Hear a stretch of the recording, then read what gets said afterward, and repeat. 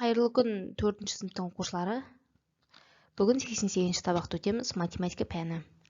Сабақтың тақырыбы екі бағыттағы қуып жету қозғалысынан берілген есептер, қозғалыс графиктері. Яғни өткен тақырыптарға қайталау сабағы бұл балалар. Бірінші тапсырмада әріп жауаптарды көрсетілген ретпен қойып сөзді оқимыз. Астында кесте берілген, жауаптар берілген. Мына есептерді шығару арқылы әріптерді қоямыз. Сонда көшкін сөзі шығады оқушылар. Келесі 3-ші тапсырмаға қараймыз оқушылар.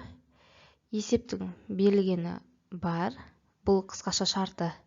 Яғни екеуінің жылдамдығы белгілі. Біріншісі сағатына 40 км-мен, екіншісі 50 км-мен жүреді. Ара қашықтық белгілі. Сол уақыт табамыз. Уақыт табу үшін әрине бұл жерде бөлеміз. Келесі 4-ші тапсырмада дәл осылай. Ара қашықтық белгілі, жылдамдық белгілі, бұнда да уақытты табу керек. Уақытты табу үшін сәйкесінше бөлеміз оқушылар. Келесі 7-ші тапсырмада бізге уақыт белгілі, жылдамдықты көрсетіп қойған. Біз тек ара қашықтықты табамыз. Ол үшін уақытқа көбейтеміз. 1 сағатта 15 км жүретін адам 2 сағатта 30 км, 3 сағатта 45, 4 сағатта 60 км-мен жүреді.